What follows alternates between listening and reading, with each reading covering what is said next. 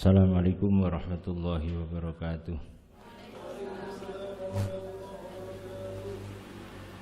Bismillahirrahmanirrahim. Allahumma inni a'udzubika an adilla udalla wa asilla usalla uaddima uddama aw ajhala aw yujhala alayya rabbi zidni ilma wa wasi' fi rizqi wa barik li fima razaqtani waj'alni mahbuban fi qulubi ibadik waj'alni wajihan fid dunya wal akhirah minal muqarrabin ya katsiran nawal ya hasanal fi'al ya qa'iman bila zawal ya mubti'an bila misal falakal hamdu wa lakal minnah wa lakas syarafu ala kulli hal. Allahumma qsim lana min khasyatika ma tahulu bihi bainana wa baina ma'asik wa min ta'atika ma tuballighuna bihi jannatak wa minal yaqini ma tuhawwinu bihi alaina masa'ibad dunya wa matti'na bi asma'ina wa absarina wa quwwatina ma ahyaitana waj'alhu al-warisa minna. Rabbana atmim lana nurana waghfir lana innaka ala kulli syai'in qadir. Rabbana atina fid dunya hasanah wa fil akhirati hasanah wa qina adzabannar. Wa sallallahu ala sayyidina Muhammad walhamdulillahi rabbil alamin. Bismillahirrahmanirrahim. Ikhwani wa ikhwati hafizakumullah. Alhamdulillah, dalam kesempatan yang baik ini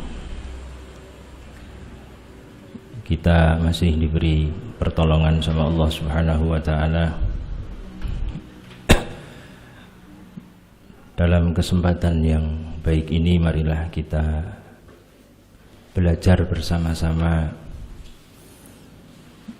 yaitu tentang buku yang ditulis oleh guru kita terkait dengan tuntunan mengurus jenazah. Mudah-mudahan dengan belajar bersama-sama ini nanti kita tahu ilmu agama dan semoga apa yang kita pelajari nanti betul-betul membawa manfaat dan barokah, khususnya kepada kita semua, umumnya kepada teman-teman kita atau tetangga-tetangga kita. Sebelum kita mulai, marilah kita membaca Fatihah kepada Abina. Mudah-mudahan beliau dijaga oleh Allah, diberi kesehatan oleh Allah, dan dipanjangkan umurnya oleh Allah Subhanahu wa ta'ala. Amin amin ya rabbal alamin. Al-Fatihah li abina wa murabbi ruhina bi anna Allah yahfazuhu wa yansuruhu wa yubariku fihi fi khairin wa lutfin wa afiyah fi sirril Fatihah. A'udzu billahi minasyaitonir rajim. Bismillahirrahmanirrahim. Alhamdulillahi rabbil alamin arrahmanir rahim maliki yaumiddin. Iyyaka na'budu wa iyyaka nasta'in. Ihdinas siratal mustaqim siratal ladzina an'amta 'alaihim ghairil maghdubi 'alaihim waladdallin. Amin.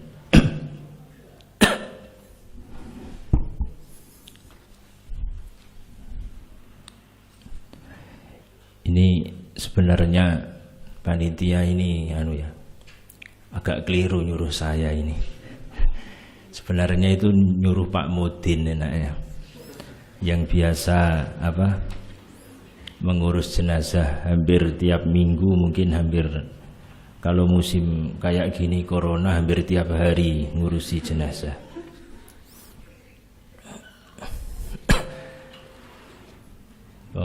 Pokoknya kita niati belajar bareng-bareng gitu aja. Soalnya saya juga nggak pernah ngurusi jenazah, cuma sekali, tapi bukan jenazah mati, tapi jenazah hidup. Sampai lupa saya sekarang orangnya, sudah nggak pernah main ke sini. Waktu itu ada teman baru, namanya itu Sowip atau siapa, anak Madura. Di depan Sakan dimandikan sama Abi, terus sama saya. Setelah itu liburan pulang. Kan sebelum liburan itu ada gil-gilan, Ada gil-gilan, anaknya bilang gini, saya di pondok sini kok dikambing hitamkan ya gitu. Dikambing hitamkan. Terus akhirnya setelah liburan anaknya memutuskan saya tidak betah di pondok ini gitu. Tapi mudah-mudahan teman-teman yang di sini yang baru-baru kalau disuruh-suruh mudah-mudahan kerasan ya. Itu termasuk tarbiyah. Dulu Harun itu juga gitu. Harun itu dulu dijadikan mayit juga. Setelah dijadikan mayit, itu justru yang marah tidak Harunnya, orang tuanya. Ya ibunya itu, wes pulang aja gak usah di pondok katanya bilang gitu. Nah, tapi terus akhirnya Harun tetap aja ke pondok. Seandainya Harun itu dari kecil di sini mau ngaji sungguh-sungguh, mungkin lebih alim dari kita mungkin. Tapi sayangnya Harun di sini cuma yes seperti itu, nggak mau ngaji, terus pokoknya kalau ada di luar ada apa karnaval ikut karnaval ada dan lain sebagainya, jaranan ikut jaranan ya. Tapi alhamdulillah masih mau ke sini. Dulu seringnya di dalam Harun itu khidmah di dalam, terus dijadikan mayit, di training jenazah, terus akhirnya orang tuanya marah tapi tetap anaknya ke sini terus. Ikhwani hafizakumullah, marilah kita belajar bersama-sama. Kalau sekarang mungkin kalau training jenazah sama Abi kan kayaknya Abi sudah banyak kesibukan, pokoknya kita belajar bareng-bareng. Nanti kalau ada yang tidak paham ya dimudzakarahkan sendiri. Soalnya terkait dengan training jenazah ini di daerah-daerah itu mesti adatnya itu beda-beda. Nah, pernah saya di tempat ABS itu juga banyak pertanyaan. Mesti orang kampung, namanya orang kampung, kenapa jenazah itu kok dikasih beras kuning?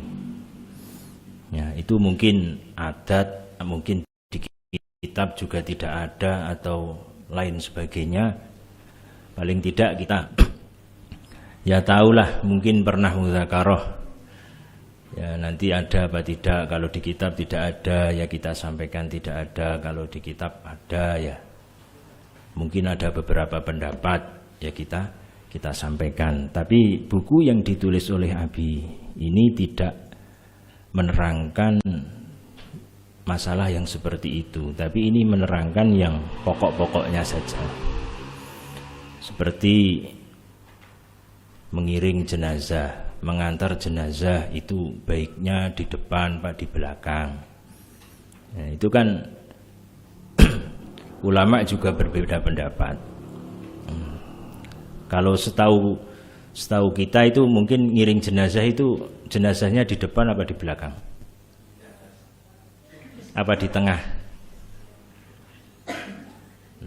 Kalau di tempat-tempat kita itu jenazah di depan apa di belakang? Di depan kan ya.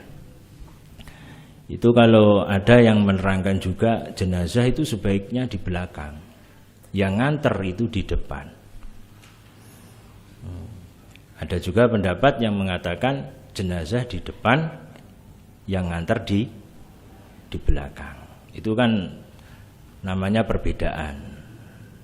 Nah, terus ada lagi jenazah sebelum dimandikan, seandainya meninggal malam dimandikan pagi, itu sarirnya itu kakinya dikasih air atau dikasih lilin dan lain sebagainya. Nah, itu tujuannya apa kan?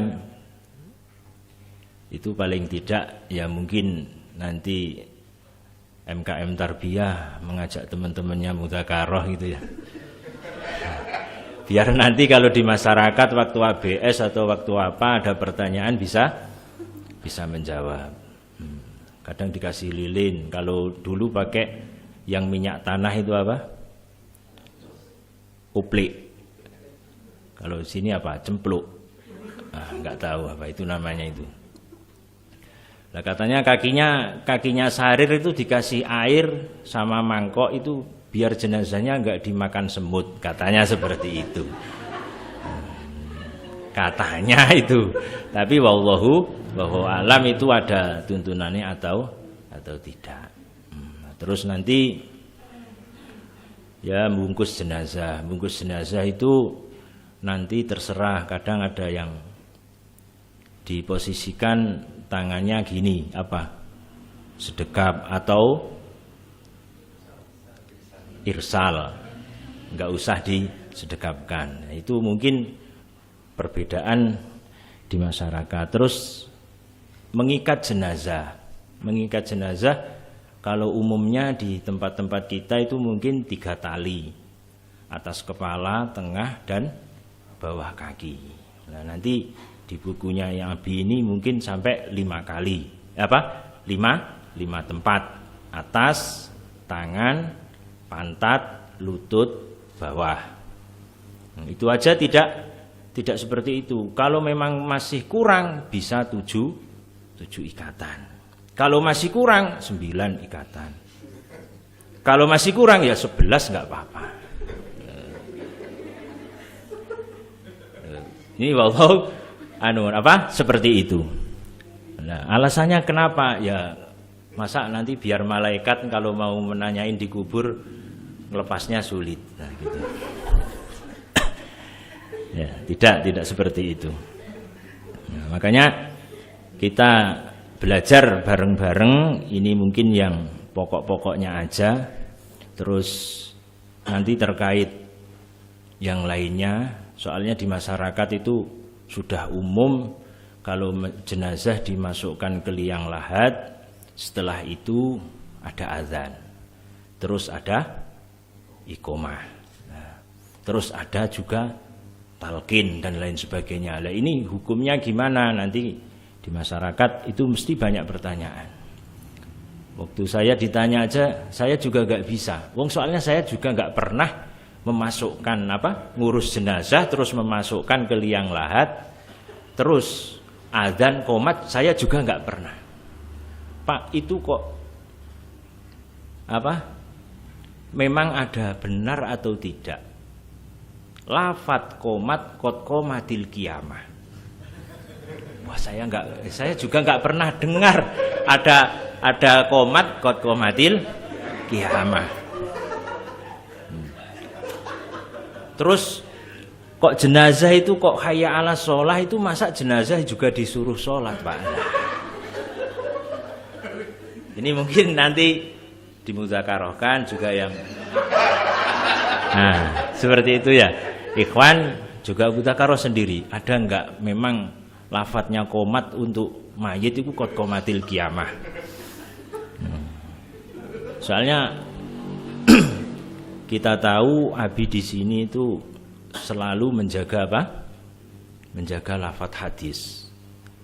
Kalau Abi itu kan sangat sangat teliti dengan lafadz hadis. Kalau hadisnya seperti ini lafadznya, meskipun ulama lain mengatakan lafadznya beda, tapi Abi bersikukuh dengan kaidahnya Abuya, menjaga lafadz kenabian itu lebih lebih utama.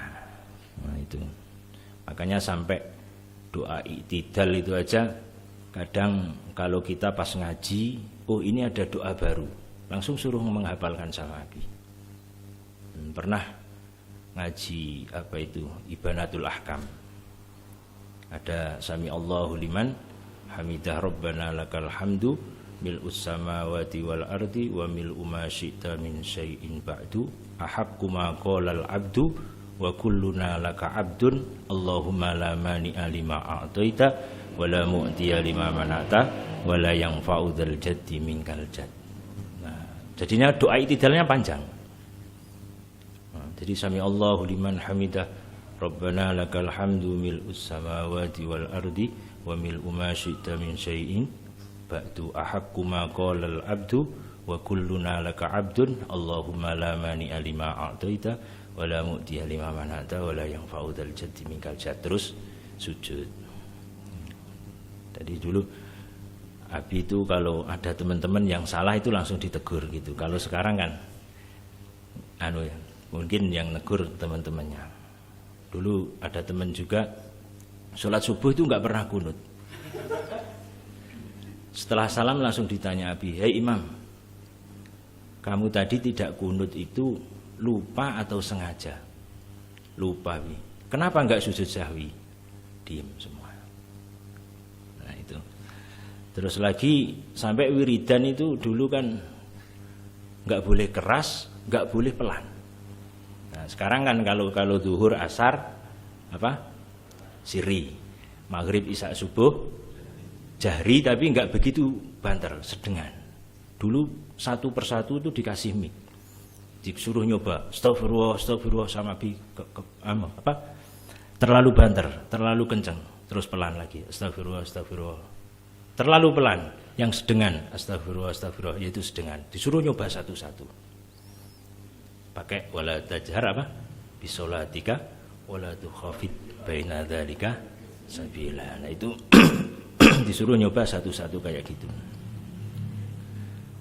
Kalau ngantuk dipukul. Kalau ngantuk dipukul. Tapi sekarang ada tugasnya sendiri-sendiri ya. Yang bagian mijet itu enak. Kalau dulu wiridan ngantuk ya yang mukul Abi sendiri. Mari kita mulai. Biar enggak biar enggak cerita terus.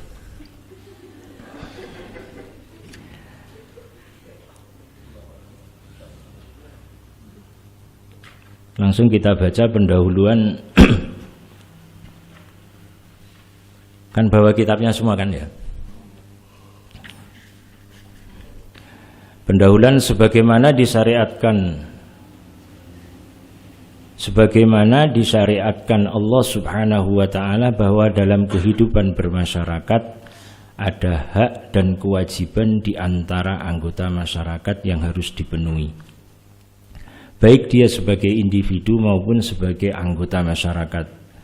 Salah satu dari hak dan kewajiban tersebut adalah apabila ada di antara anggota masyarakat yang meninggal, maka adalah menjadi kewajiban bagi yang hidup untuk mengurus dan merawat jenazahnya dengan tata cara yang telah dituntunkan oleh Rasulullah Shallallahu Alaihi Wasallam. Dan berdosa apabila kita tidak merawatnya dengan tata cara yang telah dituntunkan oleh Rasulullah Shallallahu Alaihi Wasallam. Ini udah maklum, soalnya mayit tidak bisa mandi sendiri, tidak bisa apa-apa. Mesti otomatis yang hidup yang mengurus. Soalnya jenazahnya anak Adam ini dimuliakan oleh Allah, harus diurus dengan semestinya. Adapun kewajiban kita dalam merawat jenazah adalah memandikan, mengkafani, mensolatkan, dan menguburkannya. Nah, keempat hal ini wajib kita lakukan bila yang meninggal bukan karena jihad fisabilillah atau bukan bayi yang meninggal sejak dari kandungan. Namun bila meninggal dikarenakan jihad fisabilillah atau meninggal sejak dari kandungan, maka kita tidak wajib memandikan dan hanya wajib mengkafani, mensolatkan, dan menguburkannya. Seterusnya mengurus jenazah. Ada 4 perkara yang menjadi kewajiban kita dalam mengurus jenazah, yaitu memandikan, mengkafani, mensolati, dan memakamkan. Nah, ini sudah ditulis urutnya. Awalnya itu harus dimandikan dulu. Setelah dimandikan terus dikafani. Nah, dimandikan Ini juga ada tata caranya menurut Rasulullah Muhammad sallallahu alaihi wasallam. Seandainya dimandikan biasa sebenarnya juga tidak apa-apa. Tapi ada tata caranya tersendiri yang diajarkan oleh Rasulullah Muhammad sallallahu alaihi wasallam. Yang pertama adalah memandikan jenazah.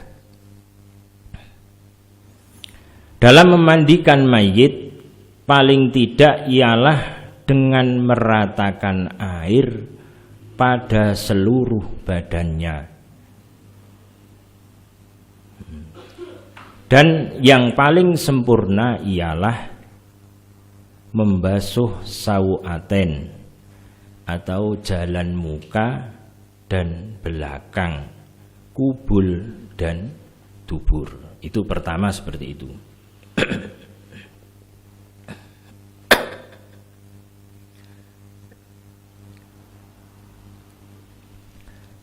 Tadi disebutkan dalam memandikan mayit paling tidak ialah dengan meratakan air pada seluruh badannya.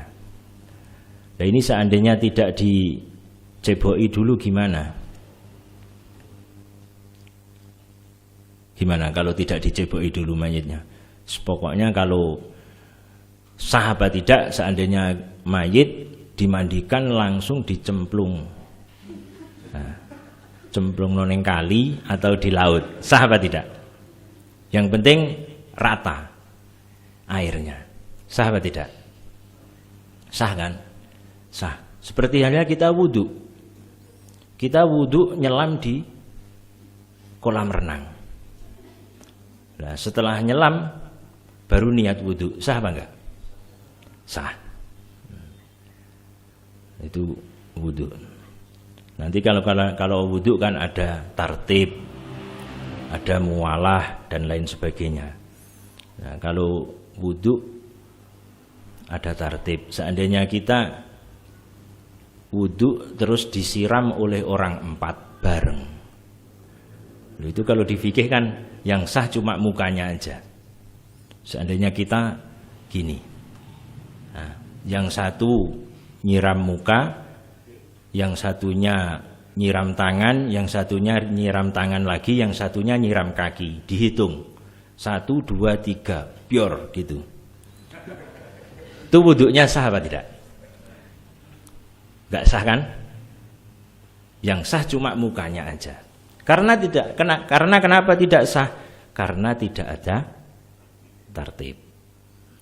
Terus sekarang bedanya apa? Nyelam di kolam renang. Setelah kepalanya tenggelam, niat wudhu, sah. Sah apa enggak wudhunya? Sah. Tartib apa enggak itu? Meskipun orangnya diem aja, enggak ngapa-ngapain, pokoknya nyelam bles, ya enggak gini-gini, enggak gini, enggak.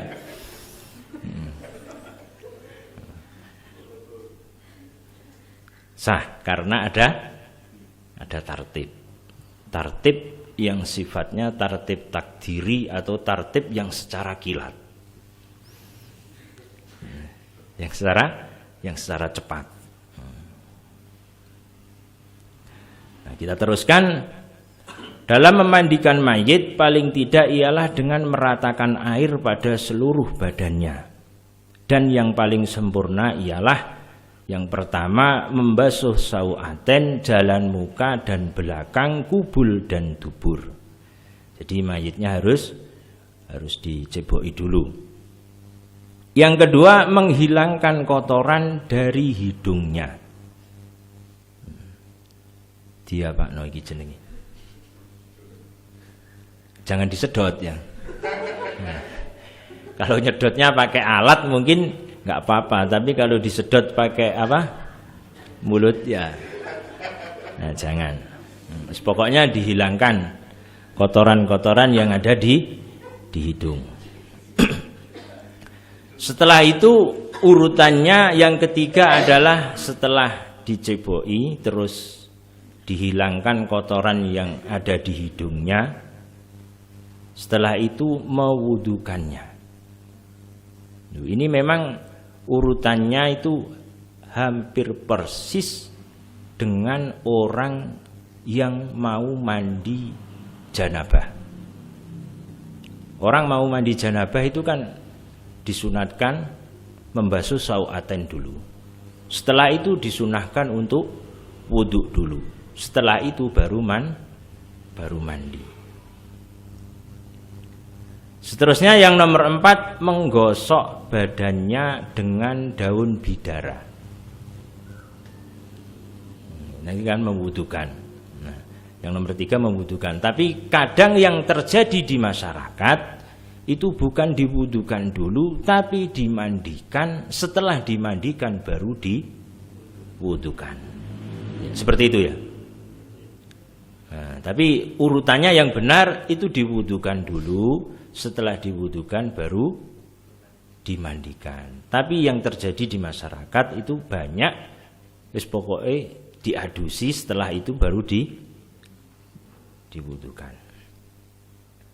Terus yang nomor 5 adalah menuangkan air atas mayit 3 kali atau dalam kurung ganjil. Kalau 3 kali masih belum sempurna, itu bisa 5 kali, bisa 7 kali dan seterusnya sampai air itu rata pada seluruh badannya si mayit. Soalnya menggosok badannya dengan daun bidara ini belum memandikan yang sebenarnya. Belum memandikan yang sebenarnya. Yang memandikan yang sebenarnya itu adalah menuangkan air atas mayit 3 kali. Nah, itu yang mandi yang sebenarnya yaitu.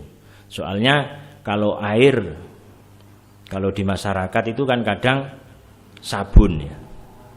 Sabun digerus terus dicampur dengan air. Kan seperti itu. Mutahhirun atau tahirun ghairu mutahhirin. Tahirun ghairu mutahhirin. Makanya itu untuk istilahnya permulaan ya seperti kita mandi pakai sabun, pakai sampo dan lain sebagainya. Makanya kalau kita memandikan mayit itu kadang di sebagian masyarakat itu sabun itu digerus. Yang penting jangan pakai rinso ya, kasihan. Kasihan kalau pengen cepet nanti pakai rinso ya jangan. Tetap pakai sabun apa? Sabun mandi, sabun badan meskipun digerus. Kalau tidak digerus ya mungkin seperti orang mandi biasa itu sabun digosok-gosokkan di badannya dan lain seperti itu. Nah, itu setelah itu terus baru menuangkan air atas mayit 3 kali atau ganjil.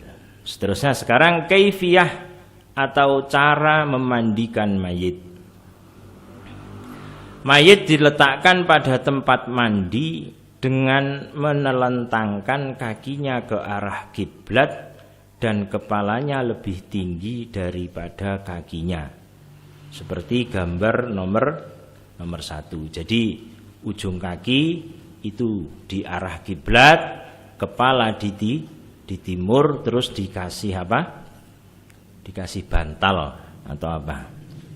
Ya, biasanya kalau di kampung kalau enggak dipangku sama keluarga, mayit ditaruh di atas meja, ya mungkin ya setempat untuk memandikan, terus dikasih bantal mungkin bisa dari pohon kelapa.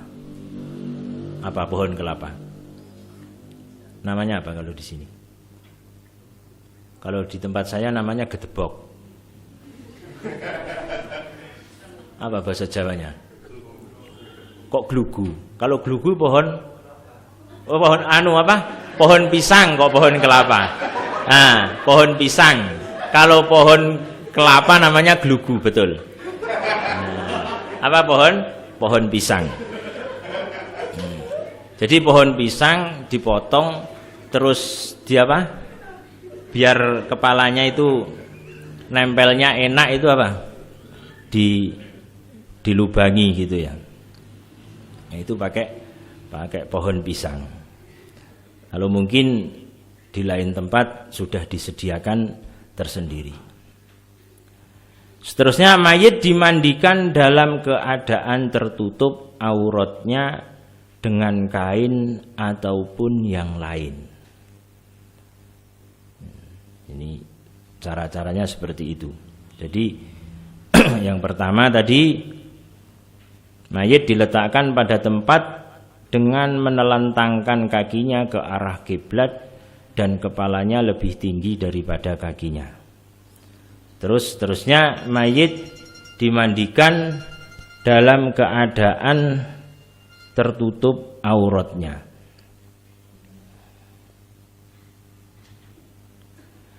Seterusnya dalam menggosok badan mayit atau mengeluarkan kotoran mayit,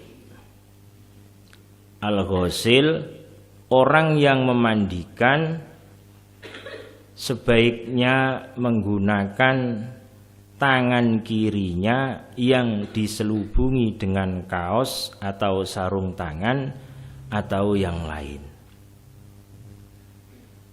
Nah, pekerjaan dimulai dengan menuangkan dan meratakan air pada mayit dan menggosokkannya, menghilangkan kotoran dari kubul dan duburnya dengan menekan tangan pada perut mayit sehingga kotoran dapat keluar, juga kotoran pada kuku, hidung, telinga, mulut, dan kelopak matanya.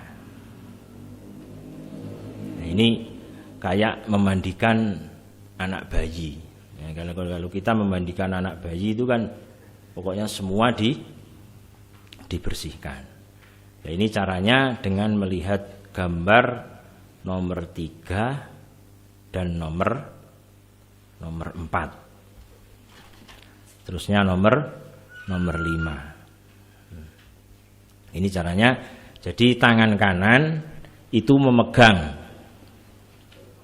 kepalanya mayit, terus diangkat, terus tangan kiri dengan kaos tangan menekan perut mayit biar kotoran yang ada di perut itu keluar. Seterusnya kotoran-kotorannya itu dibersihkan semua, terus diceboi dan lain sebagainya yang di kuku, telinga, hidung, mulut, nah itu dibersihkan semua. Nah, caranya seperti itu. Enggak usah dipraktekkan ya. Enggak usah. Jadi tangan kanan untuk ngangkat kepalanya mayit. Kalau dipraktekkan nanti yang kurus saja, jangan yang gemuk. Kalau yang gemuk berat nanti. Jadi tangan kanan memegang kepala sini bagian belakang, terus diangkat ya hampir duduk, tapi tidak sampai duduk. Terus yang kiri untuk apa? Nekan perut. Nah, setelah itu dibersihkan semua, diceboi kotoran-kotoran yang ada di telinga, mata dan lain sebagainya, itu dibersihkan semua. Nah, kotoran itu dibersihkan sebersih mungkin. Dan untuk menjaga agar tidak timbul bau yang tidak enak, nah ini dapat digunakan sabun atau yang lain, misalnya daun bedara atau kapur barus. Kapur barus ya berarti otomatis kapur barus digerus. Kapur barus tadi bisa daun bidara, bisa sabun. Justru ada yang mengatakan, tapi ini entah benar atau tidak, nanti bisa dicari ya, supaya mayit itu badannya awet, itu justru tidak kapur barus dan tidak daun bedara. Justru ada yang mengatakan, oh kalau bisa pakai garam. Loh, kayak mau di sayur aja ya pakai garam. Tapi wallahu alam, itu cuma pendapat masyarakat saja. Masyarakat mungkin orang-orang dulu itu seperti itu. Mungkin kalau dikasih garam itu nanti mayitnya bisa awet gitu. Tapi kan kita orang Islam tidak seperti itu. Ya kalau orang non Islam pakai apa itu? Pengawet mayit itu apa? Formalin dan lain sebagainya itu ya. Tapi kalau kita enggak kan seperti itu. Jadi yang penting untuk menghindari agar tidak timbul bau yang tidak enak itu menggunakan apa? Kapur barus atau daun bidara atau sabun dan lain sebagainya. Yang penting umum dipakai ketika kita masih hidup. Wah, kalau sabun masih enak multo, gimana kalau pakai multo Pak gitu. Atau pakai softener gitu dan lain sebagainya itu. Ya tidak bagus ya, seperti meskipun baunya itu lebih wangi. Seterusnya kemudian mayit diwudukan dengan sempurna. Nah, itu setelah dibersihkan dengan sebersih mungkin, sebelum proses dimandikan itu diwudukan lebih dahulu dengan sempurna dan dibacakan doa setelah wudu. Jadi diwudukan dulu, dibacakan doa setelah wudu. Asyhadu an la ilaha illallah wahdahu la syarikalah wa asyhadu anna Muhammadan abduhu wa rasuluhu. Allahumma ja'alhu minat tawwabina wa ja'alhu minal mutatahhirin. Ini berarti mayit apa? Mayit laki-laki ya. Kalau mayit perempuan berarti Allahumma ja'alha minat tawwabina wa ja'alha minal mutatahhirin. Nah, setelah itu baru kemudian dimandikan menurut aturan syara. Dan bagi yang memandikan itu juga berniat nawaitul husla lil mayyit. Nah, dalam hal ini sunnahnya mendahulukan kepala terlebih dahulu, kemudian anggota sisi kanan, bagian muka dahulu, kemudian bagian belakang dengan membalik badan mayit. Selanjutnya anggota sisi kiri seperti halnya anggota sisi kanan. Lakukanlah hal ini dengan witir atau ganjil sedikitnya 3 kali sampai 7 kali. Apabila dipandang perlu untuk bersihnya. Jadi bisa minimal itu apa? 3 kali. Nah, kalau enggak cukup ya 5 kali, enggak cukup sampai 7 kali. Nah, caranya itu setelah mayit itu terlentang, itu dibasuh kepalanya dulu. Jadi terlentang dulu, dibasuh kepalanya. Setelah kepalanya sempurna, bagian sisi kanan yang depan, berarti mulai pundak sisi kanan sampai ujung kaki. Nah, setelah itu yang belakang, mayit di apa namanya? Dibalik, ditengkurapkan atau dimiringkan. Yang penting bagian belakang yang sisi kanan itu bisa dibasuh dengan air. Seperti gambar yang nomor 7. Ya, yang nomor 6 ini adalah pertama membasuh kepala dengan sempurna. Setelah itu bagian kanan mulai dari pundak sampai ujung kaki depan. Nah, terus yang belakang itu dengan cara dimiringkan. Seperti gambar nomor 7. Hal ini sesuai hadis Rasulullah Shallallahu Alaihi Wasallam yang diriwayatkan oleh Al Imam Bukhari dan Imam Muslim.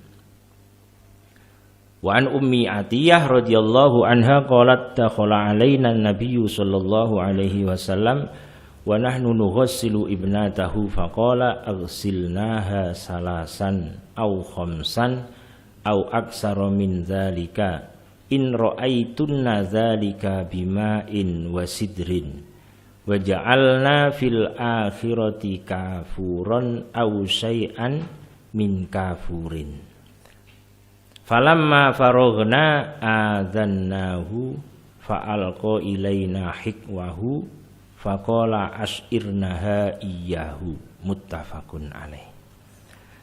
Nah, mungkin sampai jam berapa ini? Jam 5? Wah, selesai berarti. Hah? 5:15. Ini apa cara memandikan. Jadi kita nggak apa-apa kita praktekkan, tapi nggak usah pakai air ya. Ada meja taklim.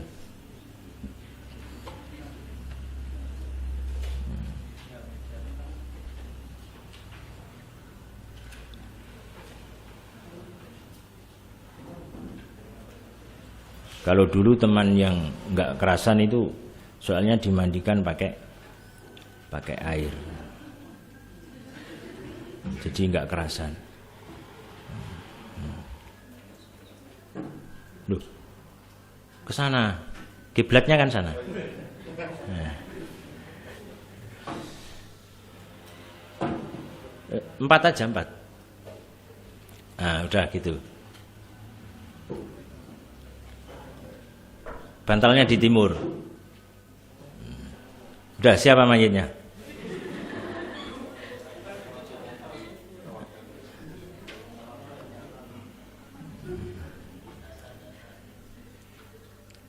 Udah tidur. Ya, mayit bisa disuruh ya ini mayit.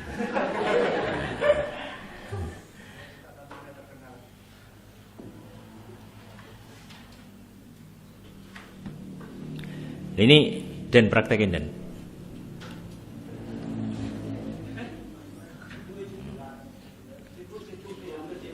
Dari sebelah sini dan kamu nggak bisa kalau dari situ. Nah, caranya tadi adalah yang pertama dengan membersihkan sau'aten, yaitu jalan depan dan jalan belakang. Nah, itu nggak usah dipraktekkan. Atau istilahnya diceboi. Nah, setelah itu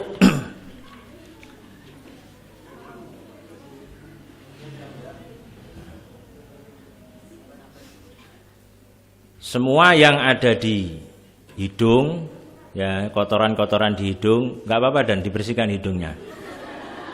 Nah, ya pakai tangan, nggak usah pakai air dulu. Nanti aja airnya. Pokoknya ada yang nyiram sendiri nggak apa-apa. Nah, kotoran yang ada di hidung, pokoknya yang ada di telinga itu dibersihkan semua, yang ada di kuku-kuku dibersihkan. Nah, setelah itu tadi dengan cara yang di sini, yaitu gambar nomor 3, pekerjaan dimulai dengan menuangkan dan meratakan air pada mayit dan menggosokkannya, menghilangkan kotoran dari kubul dan duburnya dengan menekan tangan pada perut mayit sehingga kotoran dapat keluar. Nah, itu caranya adalah dengan cara tangan kanan si ghosil itu mengangkat belakang kepala si mayit. Gini Dan. Nah, kamu berdiri.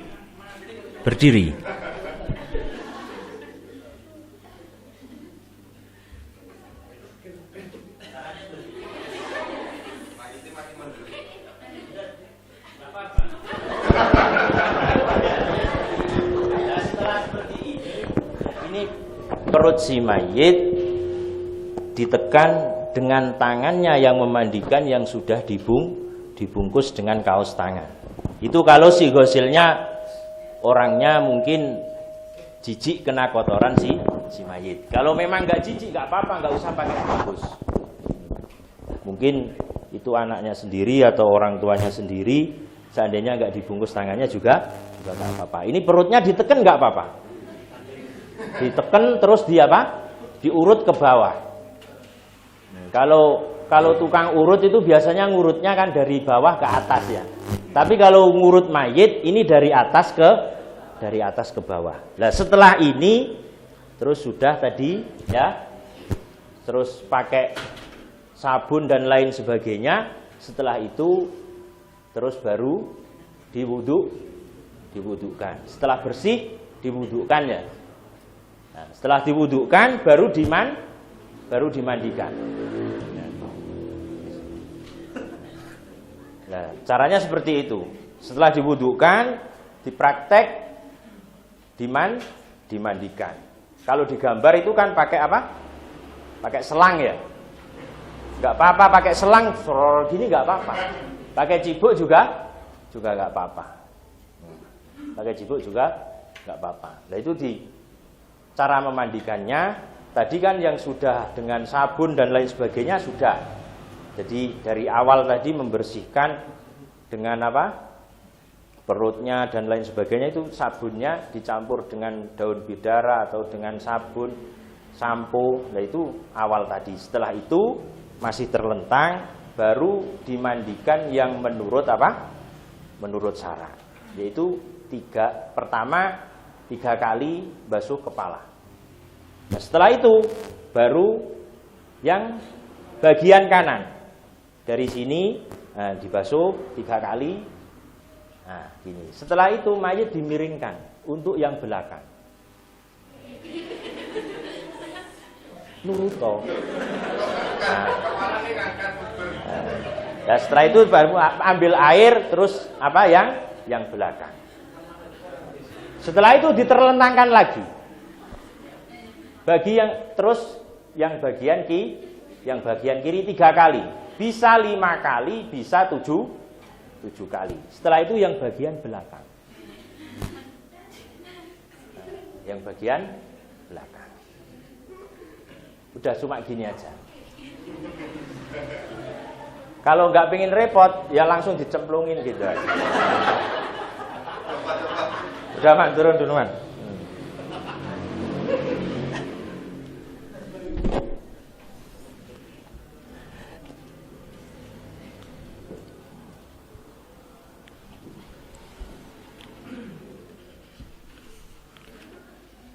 Udah kan gampang kan memandikan mayit ya.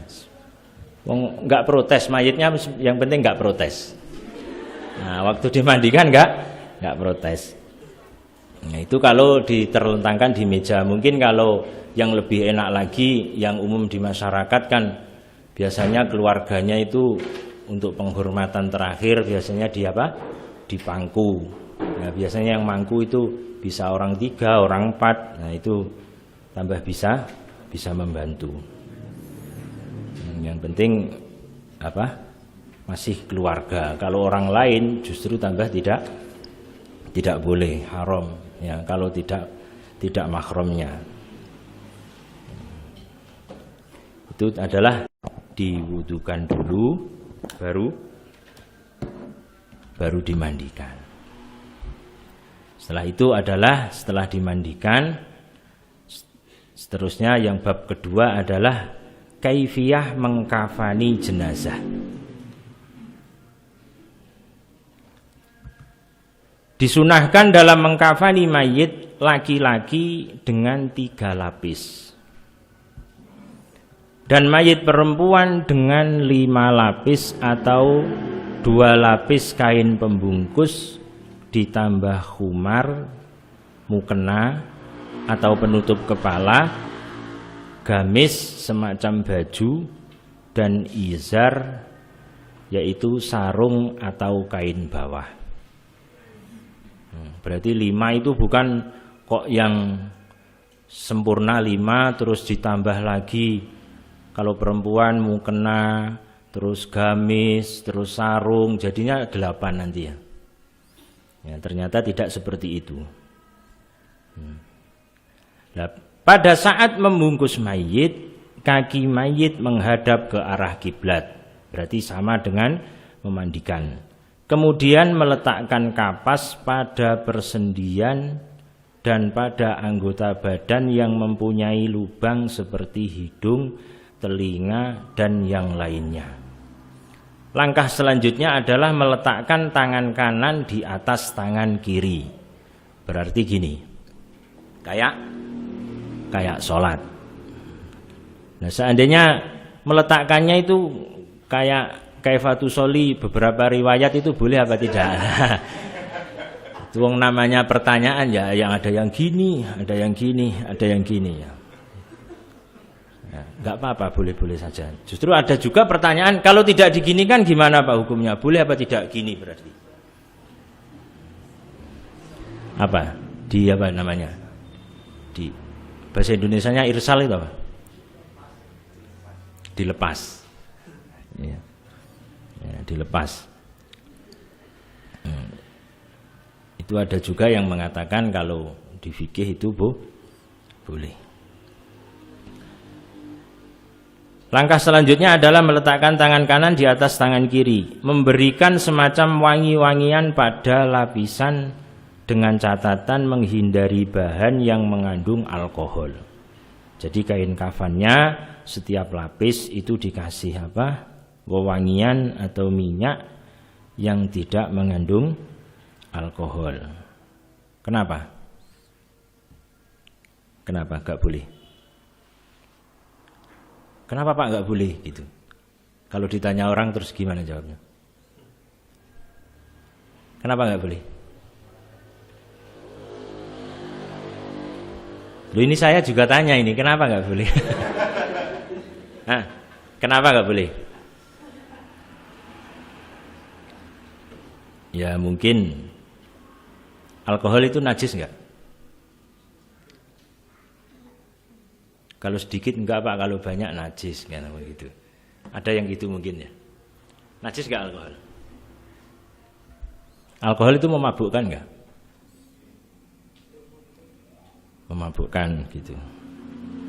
Berarti kalau yang memabukkan berarti najis gitu. Mungkin alasan yang paling tepat seperti itu. Berarti biar tidak apa? Kafannya tidak najis. Makanya ada yang mengatakan kan alkohol itu najis. Lah terus alkohol yang sering kita pakai itu minyak semprot itu kan juga pakai alkohol. Loh, namanya orang itu mesti banyak khilahnya. Itu kan alkoholnya sedikit, banyak minyaknya. Makanya tidak apa-apa. Ya udah kalau gitu ya wallahu a'lam ya. Itu khilahnya orang aja seperti itu. Selanjutnya mayat dibungkus dan diikat dengan 5 utas tali. Loh, ini kalau di buku Abi ini 5 tali. Ini justru kadang di masyarakat, Pak kalau di sini enggak 5 Pak, cuma 3. Itu yang benar yang mana? Ya kita jawab ya sama-sama benar, sama-sama benarnya. Jadi 5 tali letaknya di atas kepala, terus di dada. Nah di dada ini supaya apa? Supaya tangan yang sudah kita taruh di atas dada ini tadi tidak lepas. Nah kan gini, ditali pas sini, kenceng sama apa? Lurus siku. Nah, biar tangannya ini nanti setelah dibungkus tidak lepas. Terus yang ketiga adalah di pantat. Nah, lurus dengan pantat. Yang keempat lurus dengan lutut. Nah, karena apa? Karena biar kakinya ini nanti tidak apa? Kalau orangnya itu mungkin matinya dalam keadaan yang tidak normal, bisa jadi mungkin kakinya waktu itu masih enggak lurus, kan diluruskan dengan ditali pada bagian lutut. Terus yang nomor 5 adalah di bawah apa? Ujung kaki itu dengan 5 tali. Adapun cara membungkusnya atau melapisnya serta mengikatnya adalah sebagai berikut. Yaitu gambar 8 untuk tambahan samping kanan dan kiri. Kamu lihat gambar ini kira-kira paham apa enggak? Hah? Paham apa enggak? Terus gambar nomor 9 untuk mayit laki-laki. Udah tarhim, kita teruskan besok aja ya. Jadi apa perlu kain kafannya dijahit dulu? Ada yang sanggup jahit enggak? Soalnya ini yang di buku ini yang ditulis oleh Abi ini model lama. Kalau model sekarang kan enggak pakai dijahit. Kalau model lama ini pakai dijahit. Jadi kain kafan utuh 2 meter. Terus ada tambahan di sampingnya dijahit 1 meter. Nah, karena apa seperti itu? Supaya untuk menjaga benar-benar ini dikatakan 3 lapis. Dan apabila mayitnya itu gemuk, ya besar gitu, kalau enggak dikasih sampingnya tambahan, ini otomatis kain kafan tidak bisa menutupi mayit. Yang umum di masyarakat itu kan cuma kain kafan paling lebarnya 1 meter. Terus ditumpuk 3 tapi disilang. Nah disilang ini yang ini cuma nutupi kakinya, tidak nutupi badannya. Terus yang bawahnya nutupi badannya. Terus yang bawahnya lagi baru nutup sempurna. Itu dikatakan berapa lapis? Mestinya dikatakan berapa lapis itu? Ya kalau tidak 1 lapis ya 1,5. Loh, makanya yang model seperti yang ditulis oleh Abi ini justru yang lebih sempurna. Jadi benar-benar mayit itu dibungkus dengan 3 lapis. Ini mungkin bisa kita praktekkan besok ya. Nah, terus yang gambar yang nomor 10 itu adalah gambar untuk mayit yang perempuan. Ya, tadi kan disebutkan di situ 5 lapis, yang 2 lapis itu kain panjang, ada tambahannya kanan kiri. Terus yang ketiga adalah penutup kepala, jilbab. Terus yang keempat adalah baju. Yang kelima adalah sarung. Dulu itu waktu sama Abi ya dipraktekkan, ya dijahit beneran. Jadi yang anak yang tidak kerasan itu waktu itu ya mungkin lupa saya. Yang dimandikan itu, terus yang dikafani siapa lupa saya. Tapi yang dikafani kerasan anaknya. Jadi sebelum disedekapkan gini, jadi tangannya itu juga dimasukin kain, terus dijahit. Jadi persis baju kayak gini. Ya persis bajunya perempuan. Cuma depannya ini modelnya enggak seperti ini. Cuma diselobokin dari kepala aja. Cuma di sini di lubang masuk, bagian sini dijahit, terus tangan dikasih lengan gini juga dijahit, terus dikasih sarung. Ya, dari kain kafan. Nah, kain yang diperlukan hanya 8 meter untuk ukuran sedang, untuk ukuran besar dapat memakai kain sepanjang 9 sampai 10 meter. Nah ini insya Allah kita praktekkan mungkin besok ya. Meskipun nggak ada kapasnya, cuma kain aja nggak apa-apa. Tadi kan diterlentangkan, terus dikasih wangi-wangian, mayitnya dikasih apa? Yang ada lubang-lubangnya dikasih apa?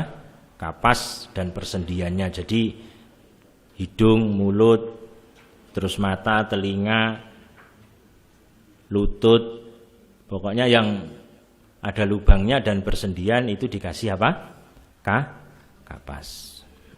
Seterusnya yaitu mensolatkan